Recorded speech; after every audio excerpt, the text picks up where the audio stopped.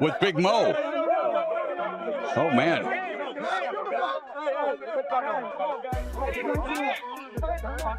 Christopher, you ready? Are you going to keep boxing?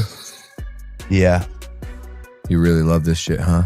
The whole thing ended with Logan Paul completely losing it on camera, while his brother Jake was being carried out with a broken jaw in 2 places. Nobody saw that coming. Let me take you back for a second. Before the knockout, before the quiet crowd, before the worry set in, this fight was presented as something the Paul brothers had full control over. It was supposed to show them changing the face of boxing, but the real damage wasn't the punch that ended it. It was how the whole event exposed their brand in a way that left everyone rushing to pick up the pieces. What you saw right after the fight was just the beginning. There's something deeper and more troubling still coming to the surface. I just pissed him off. Then he broke my brother's jaw. Fuck this guy. Broke his jaw, huh? Yeah, oh, he splashed his jaw. Yeah. He don't care though. Jake's having a fucking blast. People keep watching the knockout over and over, but the moment that stays with me is what happened right afterward. That's when the carefully built image fell apart. Logan wasn't calm or steady or looking out for his brother. He was angry, and that anger wasn't directed at Anthony Joshua. It was aimed at Jake, at the whole plan, at the outcome they expected to be different. Ask yourself why a brother would react more like a manager who just watched a big investment fall apart. That reaction revealed more honesty than any prepared statement ever could. And I truly believe we haven't heard the complete story yet. We're nowhere near it. Yeah, it was largely because he was mostly running away from AJ rather than standing toe-to-toe with him to fight. It's the difference between fighting a Bengal tiger and running away from a Bengal tiger. In the weeks leading up to the fight, the confidence from the Paul side already seemed over the top. Logan was saying the result was already decided. He called Joshua finished, easy to beat, someone whose career Jake would end. When you talk that boldly, you're not just building excitement, you're putting your own reputation on the line. The real pressure came from the fact that Logan linked his personal image directly to Jake's performance in the ring. Once the fight started, there was no way to separate family loyalty from business branding.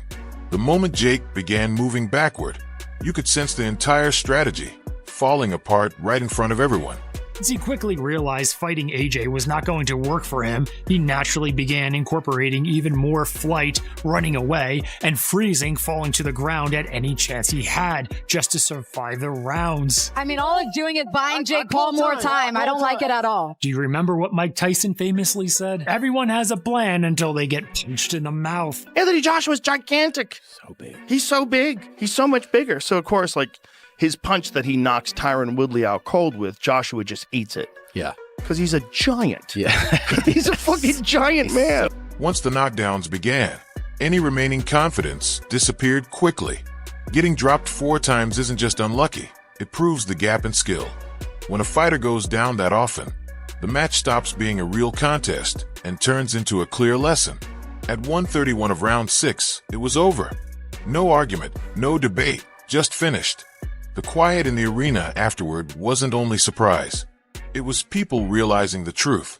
It was the sound of all the big talk meeting actual reality. And there's a reason the broadcast cameras went straight to Logan's face instead of showing the replay again. I'm just so proud of him. My mom has me. Your brother fought his ass off, man. Yeah, I mean, other heavyweights have taken that right hand and only took one. I'm just so proud of him. That was incredible. In my view, that was a victory on all fronts. The official statistics made everything look even worse. Landing only 16 punches out of 56 thrown isn't courage. It's a huge mismatch. When the medical report came out saying Jake needed surgery for a double jaw fracture, most discussions should have stopped there. But they didn't, because the real mess was emotional. As Jake was carried out of the ring, Logan completely lost his composure. That wasn't simply concern for his brother. It was shame, fear, and anger all hitting at once. And honestly, why hasn't anyone asked what words were exchanged off camera in those minutes? Like, minus the actual victory, of course, but bro, like, no one expected him to last 6 rounds with AJ. In my opinion, he won 4 of them. People will argue that. He at least won 3. No one expected him to last that long. Rolled his ankle, broke his jaw, still fucking fighting, man. Like, that's toughness. Watching Logan in that instant felt awkward because it didn't come across as brotherly love. It looked more like he felt betrayed, as if someone had gone off script and ruined everything. Even the commentators seemed uncomfortable. This wasn't normal worry. It was pure damage control mode caught in high definition. When your bull trash talk gets shown side by side with knockout footage, you can't take it back later. And one thing that still bothers me is how that anger from Logan didn't seem to come out of nowhere. It looked like it had been building for a while.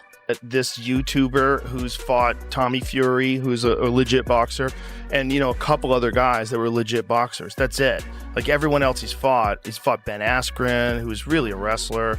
You know, he fought Tyron Woodley, who was an elite MMA fighter, but, you know, not an elite. In the days that followed, the change in tone was almost funny. Suddenly, everything became expected result. Clear skill difference, respect, toughness, and gratitude. That's what always happens when big talk doesn't pay off. People quickly try to rewrite the story, but the internet remembers everything. Those earlier claims about ending Joshua's legacy now sound even louder in hindsight. That's why the loss hurt more than it might have otherwise. The calm words afterward felt practiced, while the raw panic in the moment felt real. And there's some sort of a rehydration clause. Listen, kids, it ain't gonna matter. You know, there's not a chance that Anthony Joshua is not going to just lose the weight beforehand. He's not going to come in drained. What he's going to do is just... The family connection made this whole situation worse.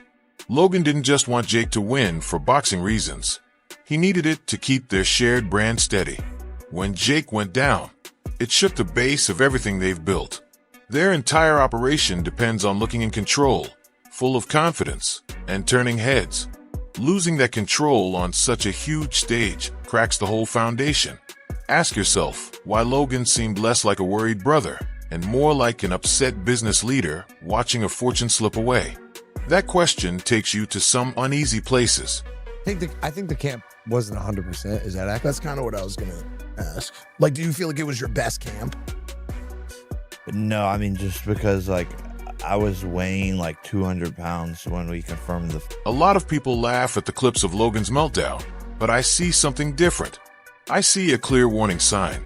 When ego gets bigger than proper preparation, boxing always demands payment, and the heavyweight division doesn't give refunds.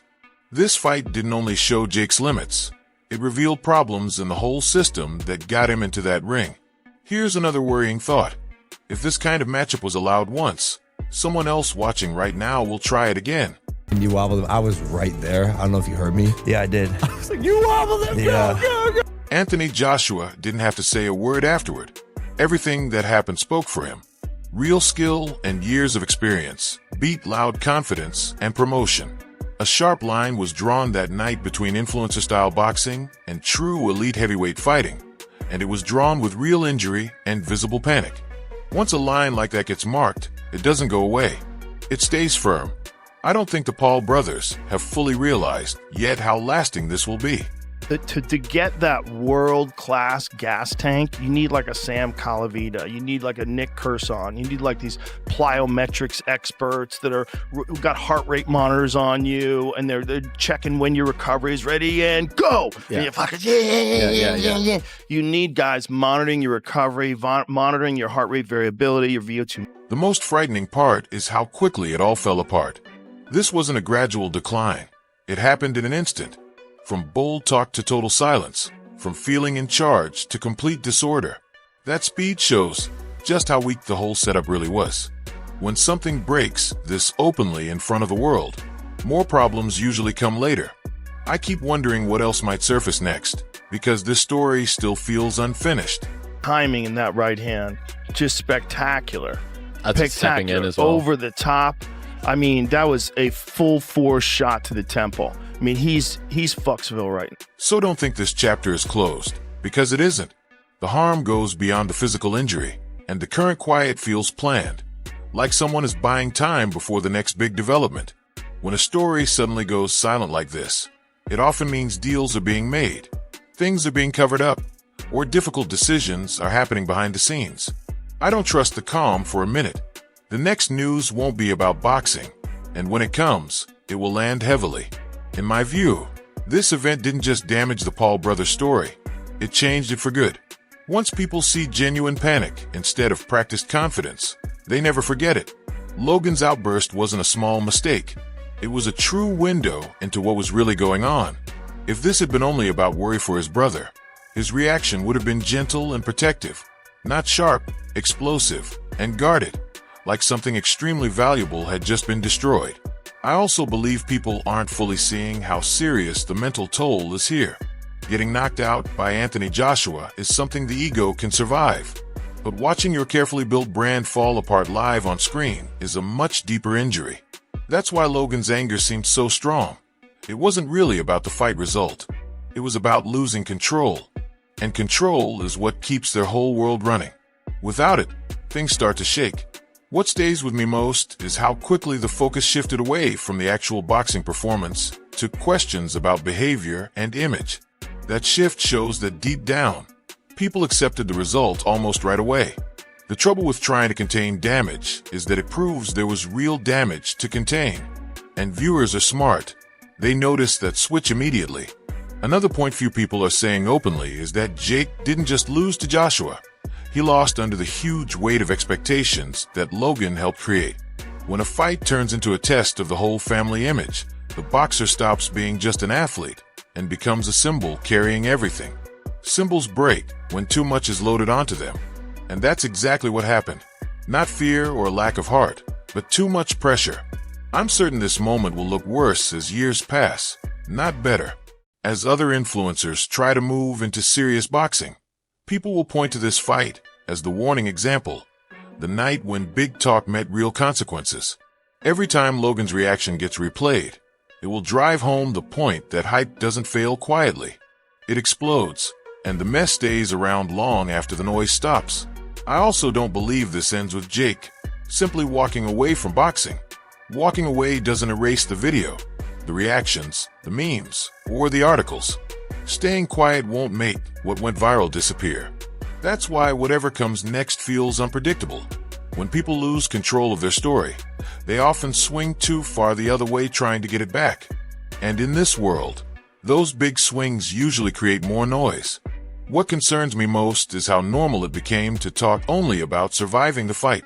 Praising survival instead of strong competition shows standards are slipping. When standards drop, boxing stops being about top-level skill and turns into a show about lasting punishment. Boxing has gone down that path before, and history shows it always pays a price later. In the end, my view is that this wasn't simply a tough night or a bad opponent choice. It was a major test that the Paul brothers' whole approach to boxing failed, and it failed in public, stripping away the usual shields of humor and bold attitude. When those shields are gone, what remains is very human and very breakable. That human side is now plain for everyone to see, which means anything they do next will be watched more closely, judged more strictly, and forgiven much less easily.